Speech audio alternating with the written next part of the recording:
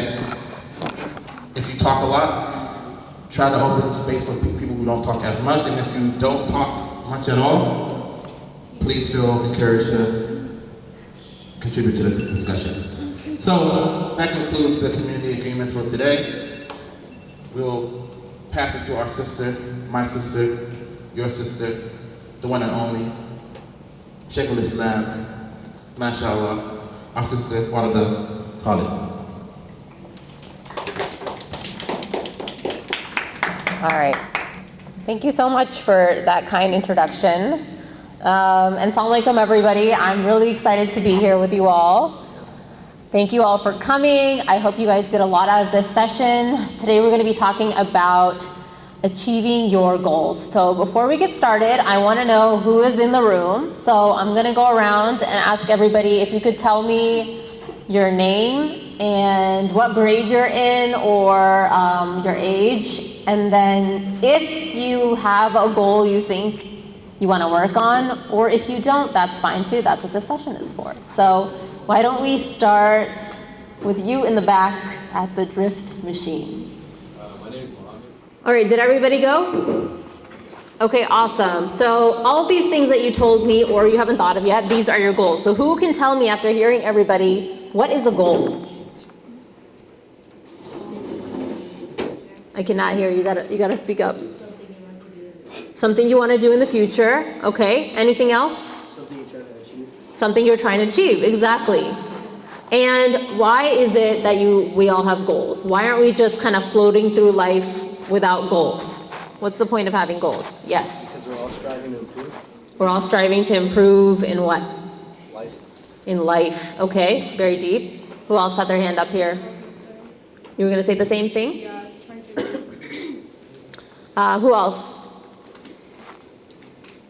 All right, so there's 3 things that I want to talk about of why goal setting is important, right? The first one is it helps you manage your time. Otherwise, you don't really know what you're going to be focused on. You don't really know what you're working towards. So it makes your work and your life really purposeful, and you can ensure that you're acting accordingly because everything that you're doing, you can check, hey, is this getting me towards my goal or not? And that's how you can kind of decide what to spend your time on.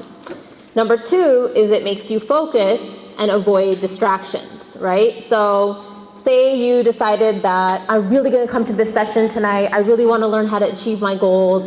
But then somebody calls you and says, hey, we're going to go to this, go get coffee or something together. Do you want to come?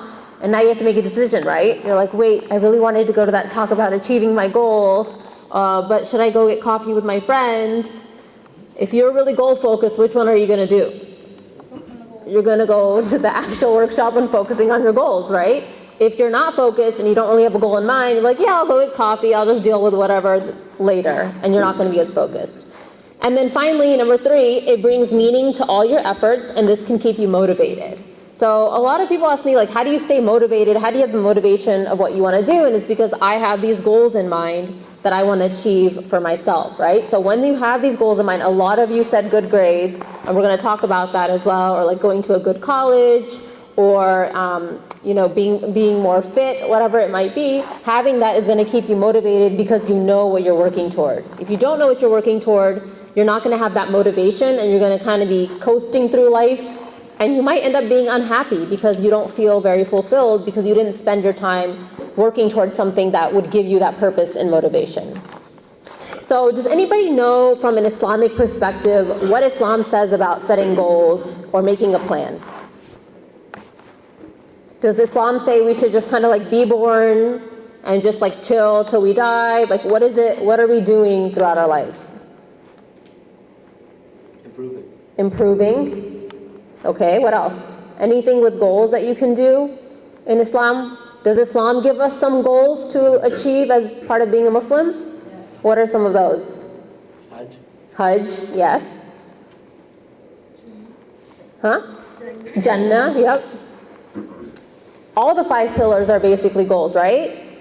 You want to make sure you hit every single one of those. Salat, zakat, going to Hajj, having iman. Those are all goals. So if you think about Islam and you think about being Muslim, having goals is actually part of our deen, right? There's something that we're striving toward. And like you said, at the very end, inshallah, the hope is that all of our achievements throughout our dunya is going to grant us Jannah at the end and give us a favorable outcome. So Islam itself is very goal-oriented, and so it's very important to think about that. Now, one important thing to think about when we're talking about Islam and goals is that Allah subhanahu wa ta'ala says that you should not say, this is in Surah Al-Kahf, verses 23 and 24, it says, and never say of anything, I shall do such and such thing tomorrow, except with saying, Inshallah, if Allah wills, right? So always when we're making these goals, we say Inshallah, because if only Allah wills, that goal is going to happen. You can try as hard as you want to, and maybe something's not going to work out to you because Allah didn't will it to, and vice versa. But if there is something that Allah did will to come out, then you could achieve those goals and you will be successful. So always remember when you are setting those goals that you're keeping that in mind of what is it that I'm saying, and am I making sure to say Inshallah if Allah wills. All right, so when we talk about goals, there's different types of goals. Some of you told me goals that seemed more, I would say, like short and medium term goals, right? So what do you think is a short term goal? Something you can achieve in a short period of time. In a short period of time, like maybe a few days or a few months or a few years. I think that would count as a short term goal. What about a medium term goal? Yeah. Something in the future that you're not really sure of. Yeah, something in the future you're not really sure of. It could be 5 years, it could be 10 years, but it's still kind of like seeable by you, right? Like you can picture yourself getting there. All right, how about a long-term goal? A lifelong strive. A lifelong stride? What do you mean by that? Like if somebody says, I want to be a better Muslim, Mm-hmm. you can continue doing that for the rest of your life because there's always something that you can do. Yeah, it's a lifelong goal, right? It's something that for the long term you want to accomplish. We talked about a lot of the 5 pillars. A lot of those are long term and short term, like your salat is something that you're doing 5 times a day, every single day. That's a very short term goal. I want to get up for Fajr tomorrow morning, right? Or I want to make sure that I say all my 5 prayers today. That's a very short term goal. But maybe something like Hajj, maybe that's a long-term goal for you, where it's something that you're thinking about in your future sometime, but you don't have a date on it yet, or maybe you do have a date on it, but it's like in 30 years or 10 years or however much time. And then how about dream goals? Anybody have an idea what that could mean? Yes? Lifelong achievement, like I want to be rich, I want to be a millionaire, or something like that. Yeah, lifelong achievements, that's really good. That you think that, I don't know, it sounds kind of silly sometimes, like, oh, really? You think you can achieve that? I hope you guys are not laughing at him. I'm going to ask you your dream goals too. Whatever you might think, right? It could be, I want to be the next great soccer player. I want to be a millionaire. I want to be, I don't know, the next hijabi supermodel like Halim Adin or something like that, right? Like you have these like kind of dream goals that you think sound really outrageous, but maybe they're not, because if you're dreaming about them, maybe you can achieve them, right? So I'm sharing this framework because when you think about your goals and how to achieve them, it can be really helpful in categorizing them into short-term, medium-term, long-term, and dream goals, right? So some of you I asked, what are your goals? And you didn't have anything. Now you have 4 categories that you can think of goals for, right? For some of you, and there's nothing wrong with not having anything, okay? I just want to make that clear. Sometimes it's just about you don't know where to start, right? And so this framework can kind of help you start. Some of you had shorter term goals like your grades. Maybe it's longer term or medium term for you depending on what grade you're in, which college you want to get into, things like that. So when we're gonna break out into groups very soon and categorize them that way. So be thinking in your mind, what are some of the goals that I want to think about? All right, so once you've achieved your goals, or once you've chosen your goals, how do you achieve them? By working toward it. How? What does that mean, working toward it?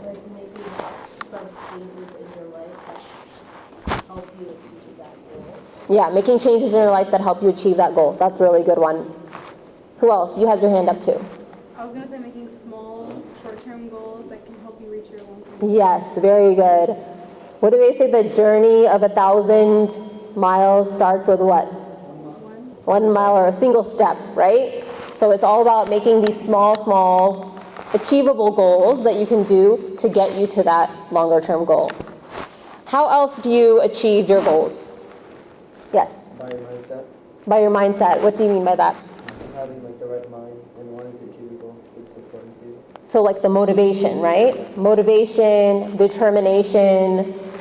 One really big thing that I've noticed when I think about people who want to achieve their goals is discipline. What does discipline mean?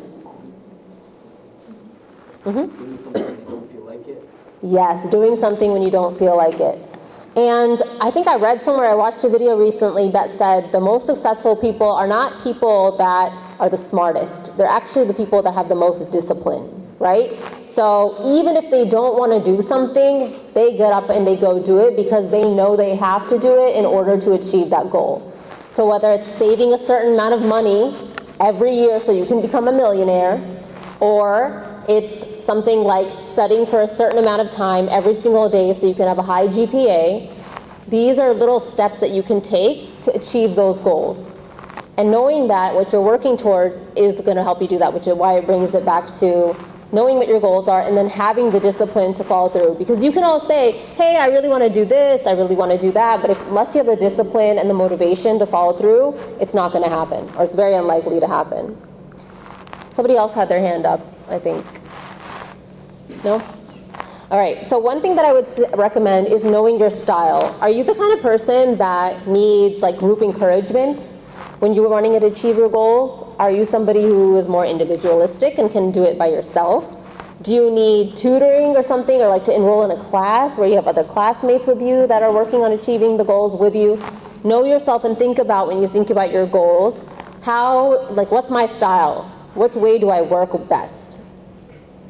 And then we talked about taking small steps. And one tip that I have for this is working backwards. Does anybody know what that might mean?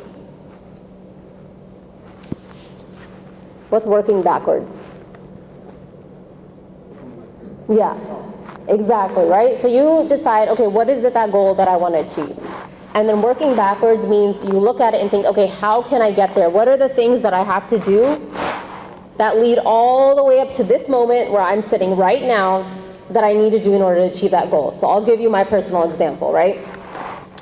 I started my career studying accounting, and I was working in accounting as a corporate tax accountant doing this big corporate job, okay? And I really wanted to change my career and do something more policy related and deal with Islamophobia and really help Muslims in the US and around the world, especially when it came to American policies, right? And so I was like, okay, how do I get to this? I didn't know anybody who did that.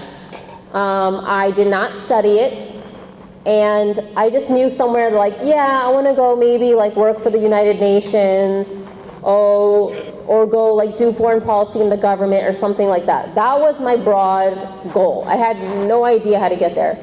So what I did was I worked backwards, right? So I was like, okay, how do you get one of these jobs? So I went online. I went online to the State Department's website. I would go to the United Nations website, and I would look at the job requirements, right? So the jobs would say, hey, this is the type of job, this is like an entry-level job, and here are the different things that you need to get this job. You could do the same thing for college, right? Say you want to go to a specific college. Go on their website and you look at, hey, what are the types of majors they have, and what do they require for you to get in to that college? Okay, so then you pick that piece of what's in that requirement, right? So you're like, okay, I see that they need a certain SAT score.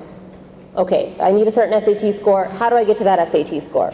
For me, what I did was I went and decided, okay, I need to go to graduate school because these are all requiring graduate degrees in international affairs. I was like, okay, I need to go get one of those.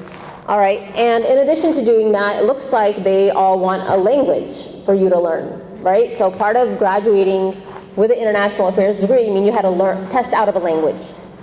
So I was like, okay, I have to learn a language now that I can test out of. I think I'm gonna go pick Arabic. I'm gonna pick Arabic so I can learn Arabic and test out of this language. Okay, now where am I gonna learn Arabic?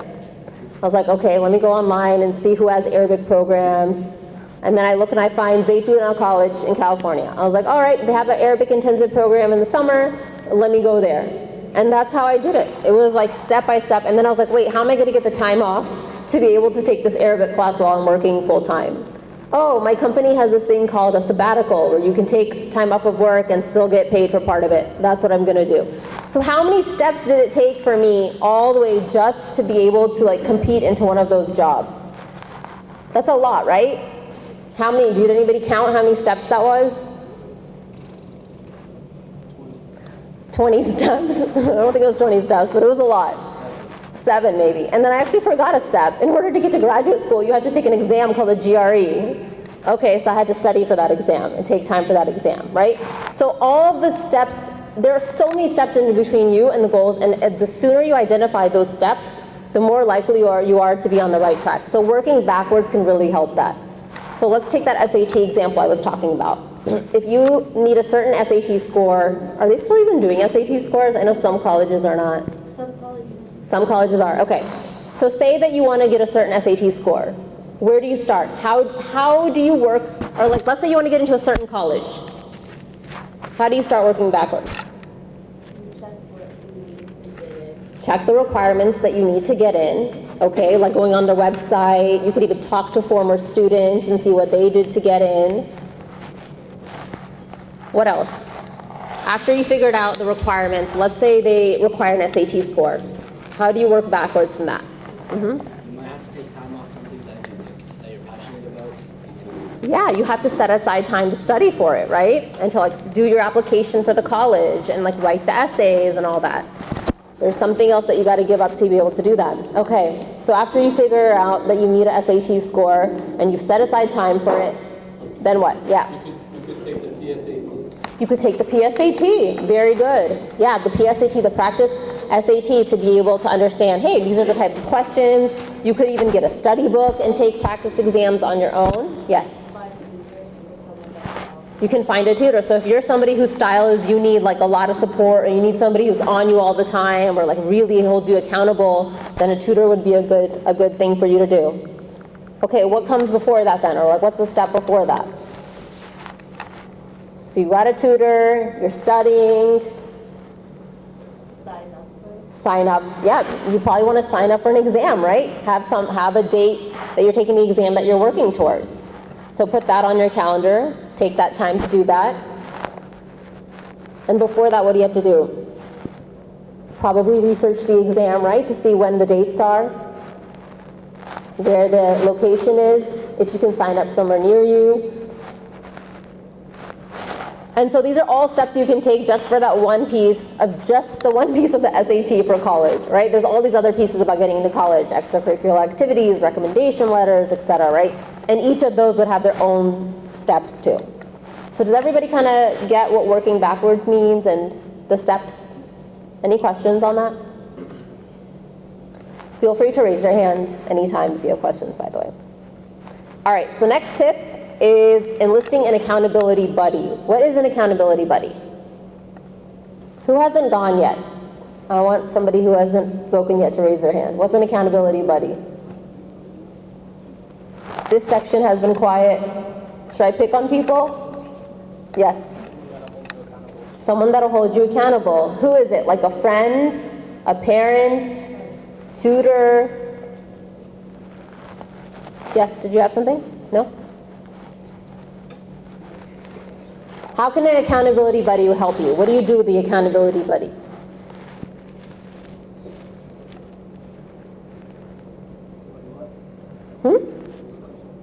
I said, how does an accountability buddy help you? What do? They hold you accountable, but like by doing what? They nag you. They nag you? Hopefully in a good way, right? Not in a way that annoys you and makes you want to block their number. Yeah? Yes? Yeah, they make sure you're doing what you're supposed to doing, and they're checking in with you regularly. Yes. Motivation, yeah, they can provide you motivation. They'll be like, you know 200 vocab words now, you only have 100 to go, you know, I'm going to give you till Friday, and then we're going to do a test, and this person's helping you out. They're making sure that you're actually doing what you say you're going to do it. The next tip is don't underestimate yourself. Hope is a really big motivator. Dream big, right? So I had this big dream where I was like, I'm going to go get this foreign policy job or go work in the United Nations and do something really cool. And people probably may not have done the same thing. They may have been like, no, that's too hard, I'm not gonna do it. But I was like, no, I'm gonna dream big. I'm gonna change my career and I'm gonna go be successful in doing that. So don't be afraid to dream big when you think about what your goals might be, and don't limit yourself, right? Like, the worst thing that we can do is limit our own selves, because then you don't even need other people to be discouraging you. You're discouraging yourself. So make sure you encourage yourself and really dream big when you're thinking about your goals. And then also, my next tip is don't be afraid of failure. What's failure? Yes. That's okay, you can go now. When you don't what? When you don't achieve your goal? Okay. So what does it mean to not be afraid of failure?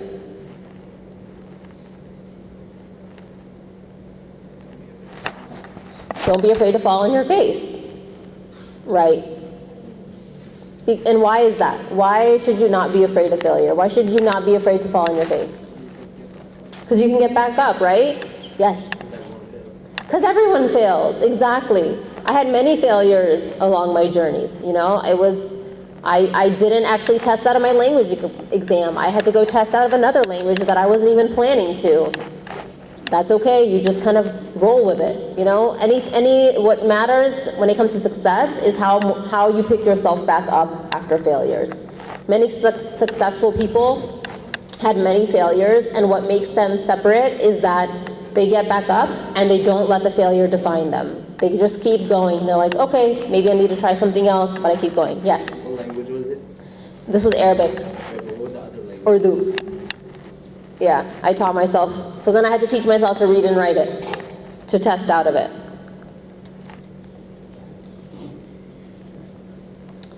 And then the other thing that I always think about when I think about achieving my goals is not wanting to look back at the end of my life with regret, right? Like, regret is like when you ask people on their deathbed, when they go look up there's like articles on this, where people who are on their deathbeds, they ask them like, what are your top regrets? And they say things like, I didn't spend more time with my children, I worked too much. You don't want to go back on your deathbed and be like, man, I really wish that I had applied for that job that I was really thinking about, or gone to that school, or applied to that school that I was really excited about.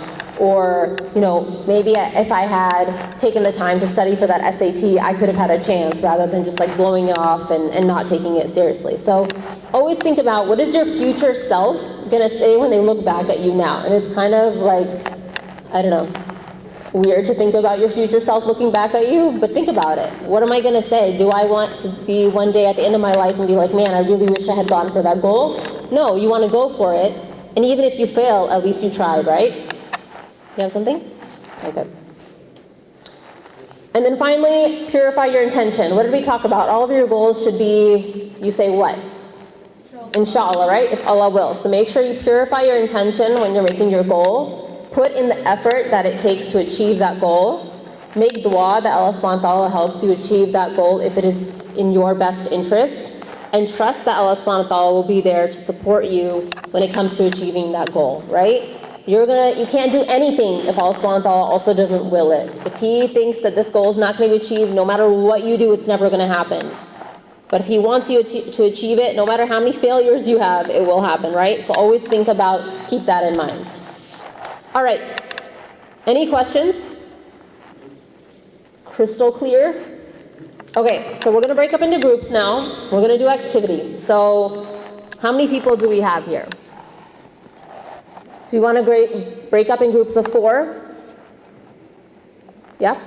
So let's count off. So just count off, and whichever number you get, we could do. So 1. Yep. All right. Everybody has a group? Oh, 1. Okay. All right. So I want 1s over here in this corner. 2s back there. 3s back here. And 4 right here.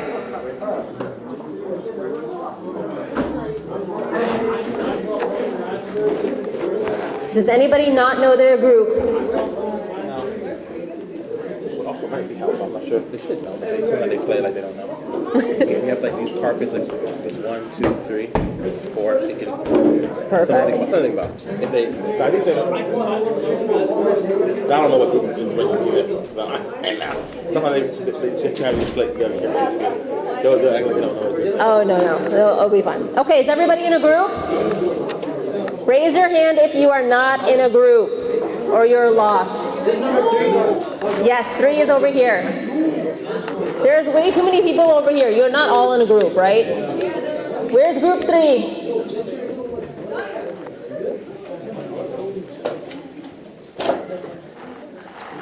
Are you guys group 3? You're 4. Okay, good. You're 4. Group 3, you're struggling. We have 2 people in group 3. Thank you. Who else is in group 3? All right. 1, 2, 3, and 4. Is group 4? Where's all of group 3? Are you guys all eating pizza?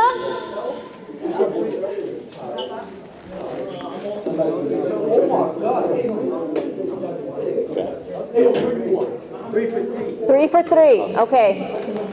If you're in group 3, go over. All right, I'm going to give you the prompts now.